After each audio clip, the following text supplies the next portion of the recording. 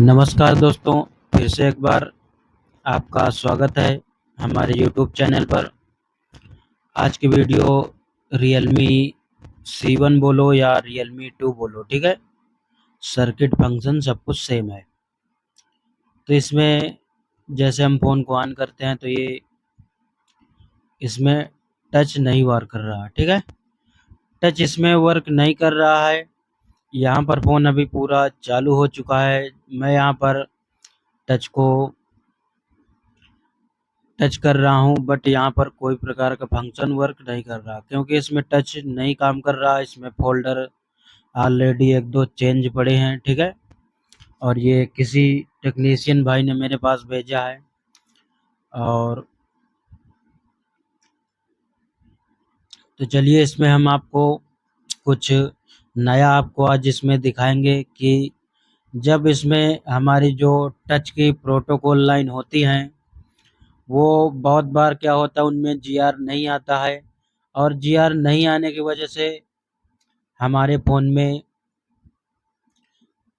क्या होता है कि टच वर्क नहीं करता है। तो इसमें बिल्कुल मैं नया दिखाऊंगा। ना तो इसमें मैं सीपीयू रिवॉल्व करने वाला हूँ, ना तो कोई मैं इसमें सीपीयू के नीचे से जम्पर निकालने वाला हूँ। इसमें बिल्कुल नया है। अब ये नया क्यों है तो आगे चल के आप देख लोगे, ठीक है।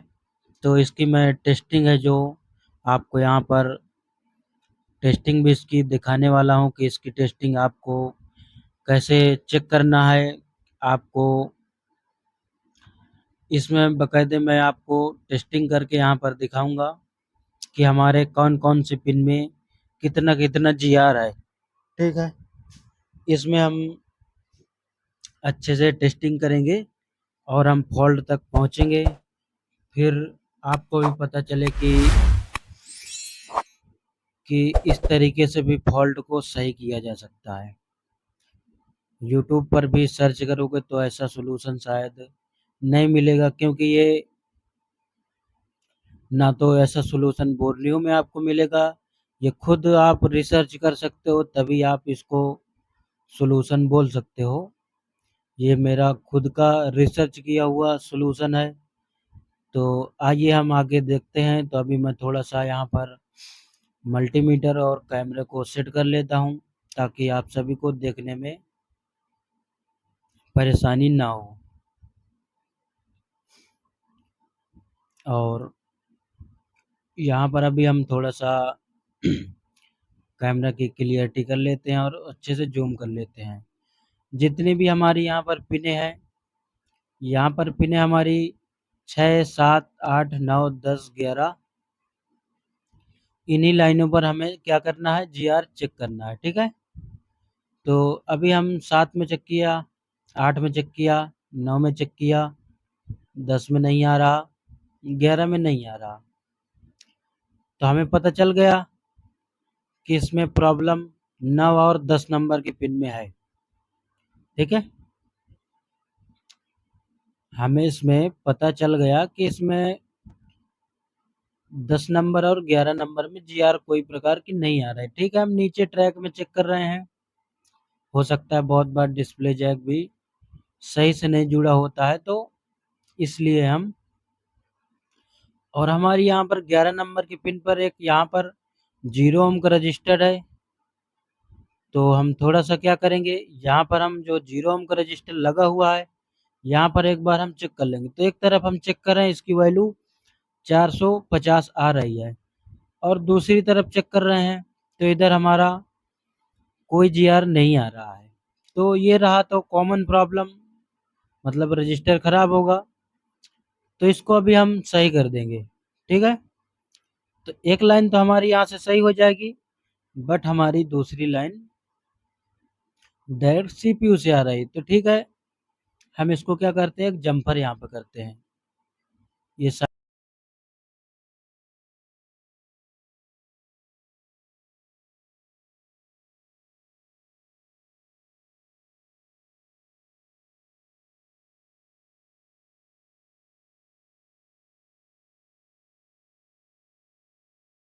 जम्पर हमने लगा लिया है। तो अब हम इसकी जो 11 नंबर की पिन थी, जो हमारी ओएल आ रही थी, तो 11 नंबर की पिन भी हम यहाँ पर चेक कर लेंगे कि हमारा जो 11 नंबर की पिन में GR अभी तक नहीं आ रहा था। तो यहाँ पर देख सकते हैं आप 450 11 नंबर की पिन पर हमारा GR आ चुका, बट इस एक लाइन रिपेयर करने से हमारा यहाँ पर टच नहीं चलेगा। ठीक है, हमें टच चलाने के लिए इसकी सारी लाइनों को क्या करना पड़ेगा, रिपेयर करना पड़ेगा। तभी हमें 10 नंबर की पिन भी हमें इसे क्या करना है, यहाँ पर हमें इसकी रीडिंग जो TPINTN की लाइन है वो यहाँ पर हमें क्या मिलना चाहिए, वैल्यू मिलना चाहिए, तभी जाके हमारा टच वर्क करेगा। ठीक है, इसमें हमारा CPU से लाइन डायरेक्टली आ रहा है और जो हमारी 10 नंबर की पिन में GR नहीं आ रहा है। तो अभी हम क्या करेंगे, थोड़ा सा मदरबोर्ड को आई स्कैन करेंगे। यहाँ पर थोड़ा सा कचरा फंसा है तो उसे मैं यहाँ पर साफ कर लूँगा। फिर से एक बार गिनते हैं, जो हमारी 10 नंबर की पिन यही है, इसमें कोई प्रकार का GR नहीं आ रहा। ठीक है, और हमारी 11 नंबर की पिन में भी गड़बड़ था, वो हमने क्या कर दिया है, सही कर दिया है। तो ठीक है, हम थोड़ा सा इधर आ जाते हैं मदरबोर्ड की तरफ, और यहाँ पे जितने भी भाई कटर से शील्ड उखाड़ते हैं, कृपया करके ऐसे शील्ड मत उखाड़ो। एक प्रॉब्लम के बगैर दो प्रॉब्लम इसमें क्रिएट हो जाएंगी। तो यहाँ पर मैं देख पा रहा हूँ कि इसकी भी शील्ड कटर से खींची गई है। तो आप लोग शील्ड को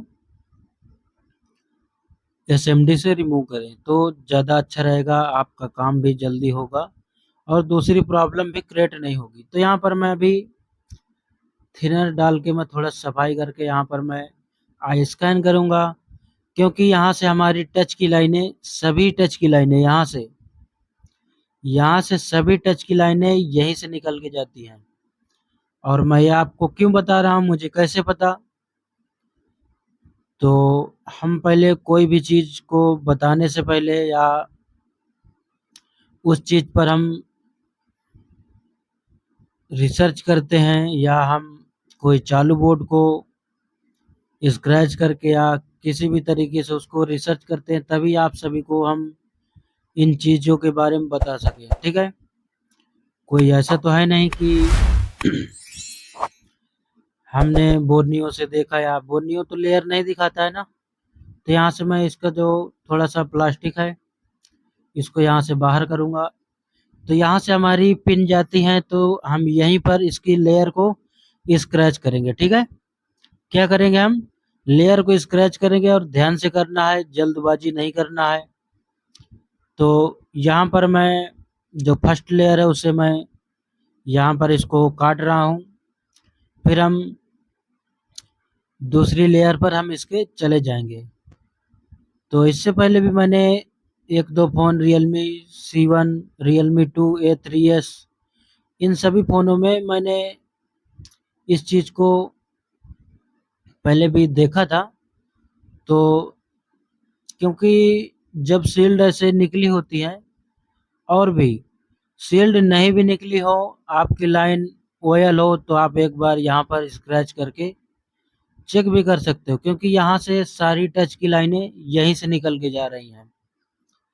तो मैं भी क्या करूँगा, इसको बहुत ही सेफ मेथड से स्क्रैच करूँगा और जो लाइन मुझे ओपन मिलेगी उसे मैं जंपर करूँगा।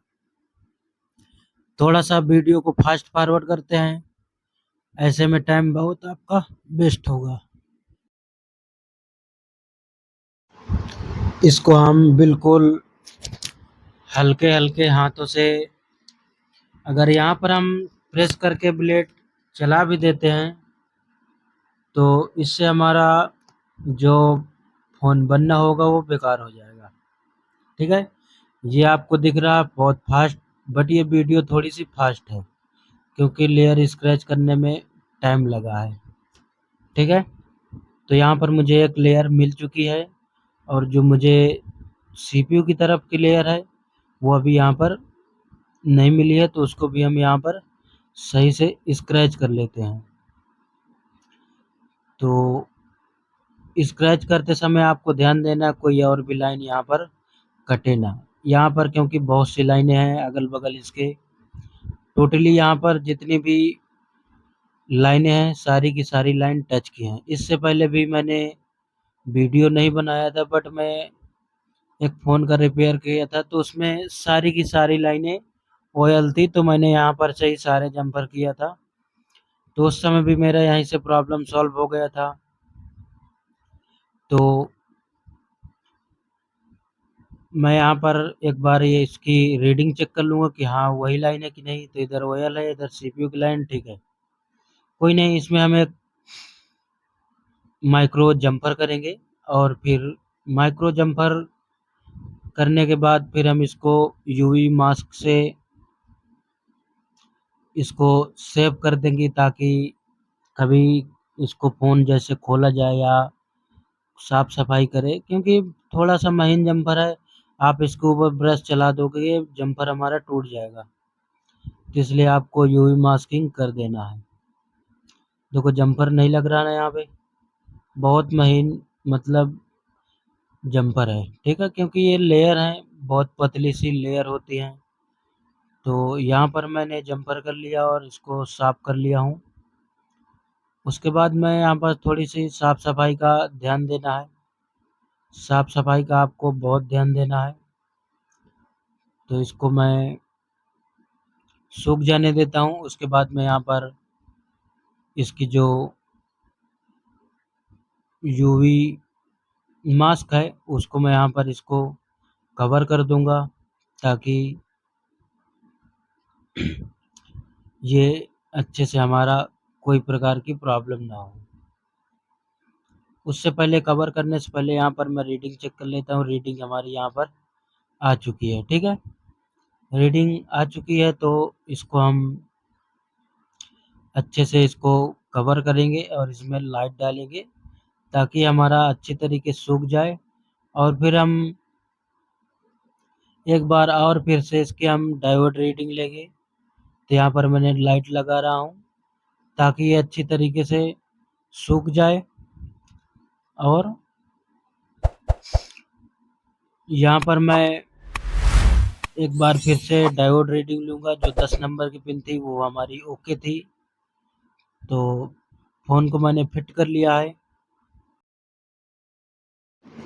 चेक करेंगे कि जो हमारा टच नहीं चल रहा था। तो दोस्तों आपने देखा कि यहाँ पर 2 लाइन ओपन थी, जिसमें से एक लाइन हमारा 0 ओम का रजिस्टर वो ख़राब था और दूसरी लाइन हमारी इंटरनली ब्रेक थी, जिसको हमने इसको स्क्रैच करके बहुत ही आसान तरीके से इसको हमने रिपेयर किया। तो इसमें आप बता ही सकते हो कि इसमें सीपीयू खोलने की क्या ज़रूरत है क्या? नहीं है। तो टच यहाँ पर वर्क कर रहा है। तो वीडियो कैसा लगा कमेंट में अपनी राय ज़रूर दें। तो ठीक है, मिलते हैं किसी नेक्स्ट वीडियो पर। और वीडियो बनाने का थोड़ा सा समय मिल नहीं पा रहा है, वीडियो तो बहुत बनी पड़ी है।